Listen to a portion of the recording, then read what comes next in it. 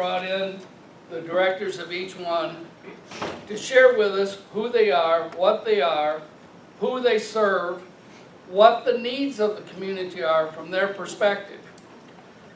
So, as you know, we come from many different communities. And today we have, and Joe and Stella, I want to introduce them first because Joe and Stella, the third Sunday of every month, pick up the donations of the food supplies and take to the Christian Food Pantry.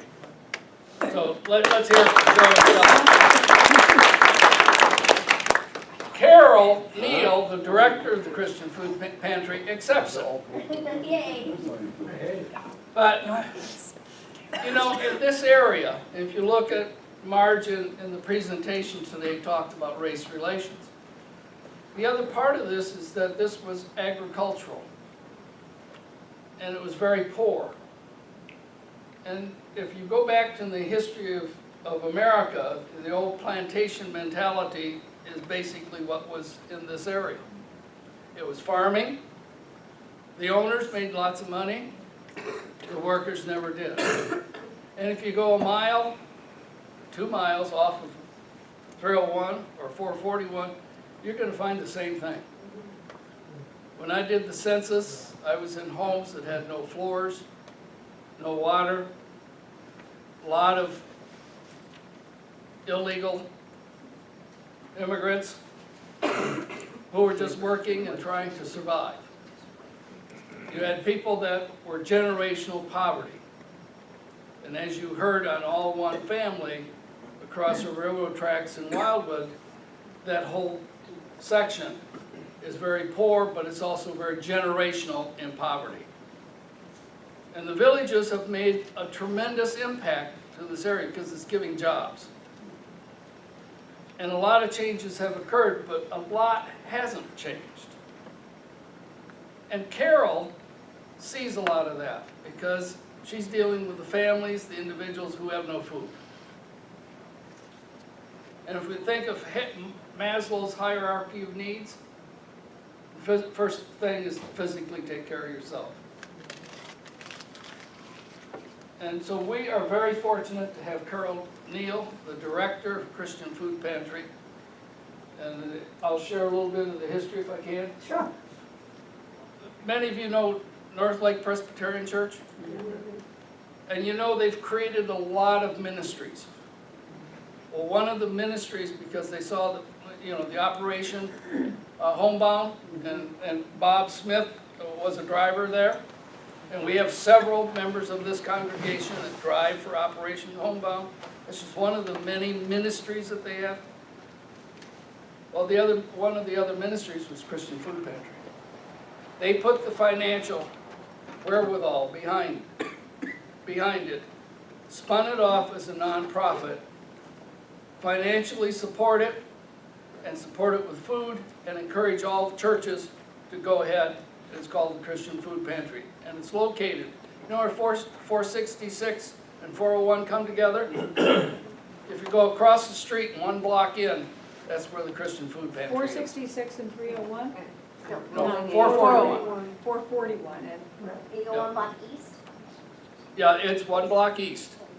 You'll see the accounting office that the person died about 2 years ago and it's been up for sale.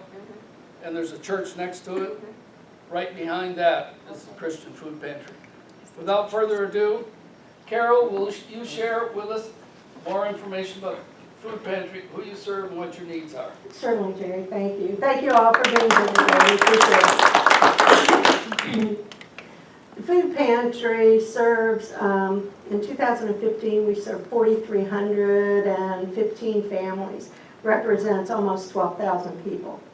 And what we do is we supply the families with supplemental groceries. So we give them canned goods, non-perishable goods, and then also perishable goods.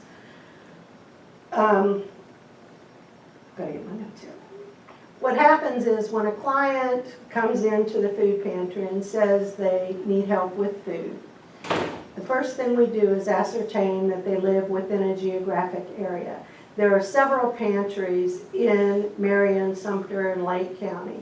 And so what we do is each pantry tries to have parameters so that we don't all end up serving the same group of people.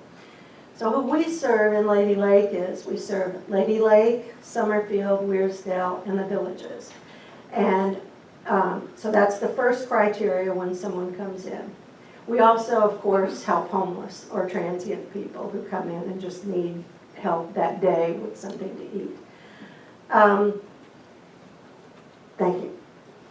Once we ascertain they live in our area, then we sit down with the client and we go over just their situation. We talk about where they're living, whether they own, whether they rent, what kind of income they're living on. Basically, the income level is poverty level. Most of our clients do have some income, but for example, a family of two might be living on $900 a month. And from that, they have to pay their rent, their utilities, et cetera, and all of the other living expenses. We do try to ascertain that our clients utilize the SNAP program, the food stamp program here in Florida.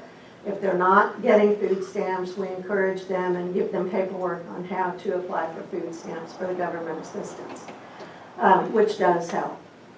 So once we go through that process with the client, we then set them up on a regular basis. And based on the need, our families come in either once or twice a month. The typical family who comes to our pantry is 40 to 60 years old. They don't have small children at home. We have about a third of our clients who do have children at home, but 2/3 are adults who are living at the poverty level. The majority of them are on some type of disability income. Many of them, it's severe medical issues, cancer or various other terminal illnesses. Also, a lot of it that we see are mental issues, where once you interview the client, you understand that they could not hold a job because of whatever mental issue they're dealing with. Those clients come in on a pretty much a permanent basis. Other clients we may help on a temporary basis. Someone is a widow or widower and they lose income temporarily and they go through a short period of time that they need help, or a short-term illness that they just need help getting over a hump. So we have two kinds of clients, the permanent clients and the temporary clients. Based on their needs and everything, they can either come to the pantry once a month or twice a month. So it's not significant in comparison to their food needs. When they come in, what they receive is, a family of 1 to 4 people will receive 2 bags of non-perishable goods, which are canned fruits and vegetables, hamburger helper type things, rice, potatoes, those type of things. Then they also receive, depending on what we get from the community, corporate partners, they receive meat. We try to give everyone at least 3 packages of meat, which is frozen. And then they get bread and deli and sandwiches, depending again on what we get in for the day. How we get our food is through Feed America Second Harvest. It's a national program that makes arrangements with the local corporate stores to donate their dated goods to the pantries. So our particular pantry has a relationship with both Winn-Dixie's and the villages, with Target, and with Publix 3 days a week. So we have incoming food from Winn-Dixie's Monday through Saturday. From Winn-Dixie, we get all of the meat that we give comes from them. And it would be meat that's dated today, is donated to us, and then we of course freeze it and give it out over the next few days actually. We also receive deli from Winn-Dixie, which are the sandwiches, the salads. Sometimes we get produce, but not very often. Bakery and bread.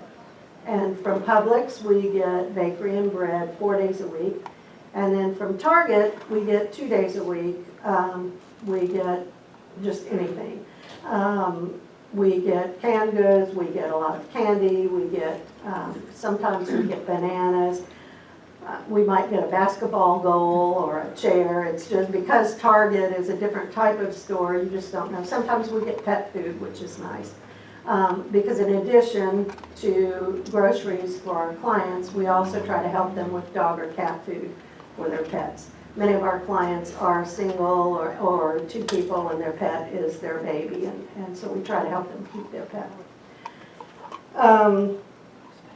Let's see.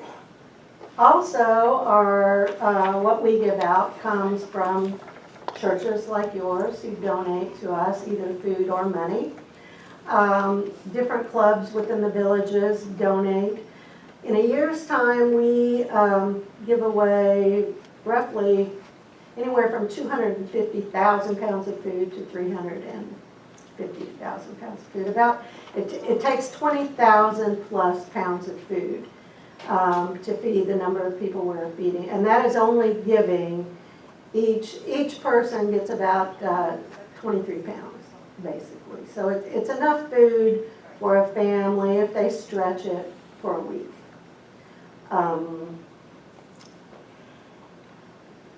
We have about 120 volunteers. They do things like pick up from the groceries, pick up from the various churches, they work in the office, they do the intake forms, as food comes in, we check dates for expiration, and then we bag everything, sort everything, so they do that. Anything that we don't use, like let's say we have leftover bread that is too old to freeze and we're not going to give it away, it goes to a farm. So everything we have basically goes somewhere. Nothing goes in the garbage. So even the outdated things that are donated that are too old to put on a free shelf, what we call a free shelf, those items will go to Uncle Donald's farm where they use it to feed their goats and their various animals. Let's see, I think that may cover just about everything that I know. Yes? So when I go shopping, I'm really never sure what to get. I'm never sure if I should get the already canned chili or should I get dry beans and peas, which will last a long time. Can most of them cook? Yes, they Okay. can cook. Canned goods, most of them do have housing and they can cook. Okay. But they don't, dry beans do not go very well. Canned goods do because they're smaller families. We have, out of the 400 families we serve, we might have 60 to 65 families that are 5 or more people. But other than that, it's 4 people or less. So bigger quantities are not good. Pasta sauce is always good because that pasta goes a long way, and canned fruit. A lot of people, when the stores have the buy one get one free, they will go ahead and buy the extra one, donate it to the pantry, keep their receipts, and use for a tax write-off whatever they're spending. So that way everybody benefits if you need a tax write-off. Yes? Do they get any choice in what food they get? It's limited choice. We have, when you come into the pantry where we check in, we have probably 5 shelves where the dog and cat food is. It's where we have shampoo and toiletries. And then we have just miscellaneous things that, like, we may get artichoke hearts. That is something we wouldn't put in everyone's bag. So things like that are miscellaneous, or crackers, cookies, those type of things.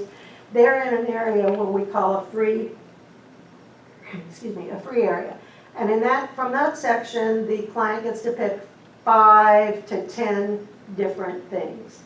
Then they also get their choice of cereal, or either hot or cold cereal, and we have a variety of cereals usually. They also choose their own bakery and their own bread. Other than that, we pre-bag just for time. Because we're open from 10 till 2, Monday through Friday. Excuse me, I have to get a drink. 10 to 2, Monday through Friday, and we, on average, we have about 15 families a day, but if it's the first week of the month, we may have 30 to 40 families come in during that time. And just for the efficiency of the operation, we pre-bag and limit the choices. It's very difficult for many clients when there are a lot of choices for them to make a decision.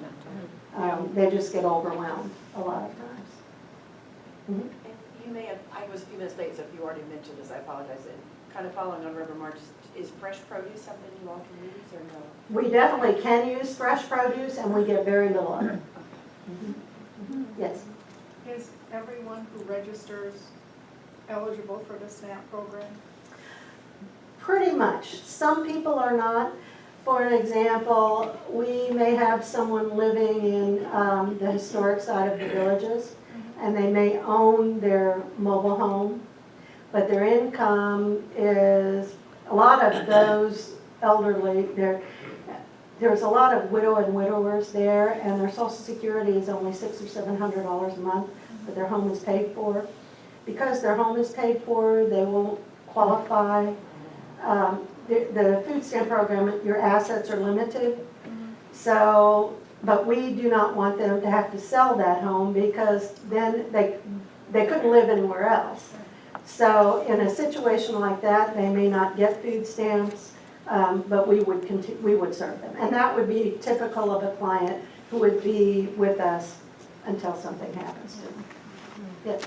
Do restaurants contribute if they don't sell the things that they're supposed to sell that night? No, we do not have any relationships with restaurants, mainly because of the type of pantry we are. Subway has offered bread, but we get enough bread from the grocery stores. But it would be difficult for a restaurant. A restaurant's food would better be used at a soup kitchen than at a pantry. And that'd be in Wildwood. Yes, Wildwood, and then also there's a soup kitchen in St. Teresa's up 301. How do people find out about you? Mostly through word of mouth, through churches, through social workers. If they call, we're listed. If they call, you can dial 211 for emergency service information, and we're part of that. Yes. Do you solicit, yes, but do you solicit donations from, not necessarily restaurants, but other places than the traditional grocery stores? I'm thinking Panera and places. Panera does donate, and the Panera goes to Operation Homebound. And it just depends on what they have and how it has to be handled, whether or not it's something that will work for us. Panera's donations have to be picked up at 9 o'clock at night, and they're just bulk, and so it's really something that would be very difficult for us to use. But I do know the volunteer who picks them up at night and takes them to Homebound, and it works very well for Homebound. So I think we don't go out and solicit through other stores. Generally, it's done through Second Harvest, and when a new store opens, we're out of Central Florida, which is out of Orlando, Lake County is, and so they make the contracts with the different stores, and then they will contact us. You have to meet certain criteria within the organization to allow you to pick up. Some of the stores require you to have a freezer truck, some don't. So all of those details get entered in as to whether or not we could pick up from them. Sam's, for instance, and Walmart, they participate, but they require a refrigerated truck. And so someone, I think from a much larger pantry in Leesburg, picks up like those type of donations. But that is how we're able, through Second Harvest, we're able to buy things, some things at 18 cents a pound. So if something is donated to Second Harvest, then we can purchase it for 18 cents a pound just as a handling fee. How many are aware of what Second Harvest is? Would you share it? so everyone is aware. Yeah, it's a national program that I don't know how old it is actually, but they're pretty much in every state. And they solicit contracts with stores, with farmers, with various organizations to donate to the central organization. And then the central organization distributes to the pantries. So our headquarters is in Orlando, and we can order from them. They deliver to Lake County twice a month on Tuesday, the second and fourth Tuesday. So I can go online and order things from them, and for $45 they deliver the whatever I've ordered. But they won't deliver produce. They have a lot of free produce if you want to drive to Orlando and pick it up. But it's, as I said, some things just work for certain pantries and some things don't. If they were closer, it would be wonderful, but that's why we're limited on produce. But if you were a pantry in Orlando, it would be very convenient, and you know, those pantries have more fresh things than we do. Do you also get federal surplus? We do not. We do not participate with the federal program, and it's mainly because you can't ask any questions. Our pantry was originally opened by a concerted effort of the Villages and North Lake Presbyterian Church. The Villages actually donated the ground and built the building in 24 hours. So it was an amazing project. And they decided, someone, not me, decided at that time that they would not participate in the free federal food, because then you cannot, you just can't ask any questions. So if anyone walks in the door and says they need food, you have to give it to them. Wildwood Pantry does accept the food, and what they do is they actually run two pantries. So they have one side where just anyone can get food, and then another side that's operated more like ours. Okay. And would you share the pantries in this area? Because there's a Fruitland Park pantry, There Lady is, Lake. yes, there is one in Fruitland Park, Beyond the Walls Ministry. There's our pantry. There's House of Esther, which serves north of 42. We go to 42, south of 42. House of Esther serves north of 42. There's St. Teresa on 301, which does pretty much Marion County. Wildwood Food Kitchen and Soup Kitchen and the Wildwood Pantry. And then there's one in Oxford. Actually, there's two more in Wildwood. One in Oxford and one at a Baptist church in Wildwood. So there are several pantries. And I think we do a pretty good job. The poverty level in Lady Lake, I think, is about 8%.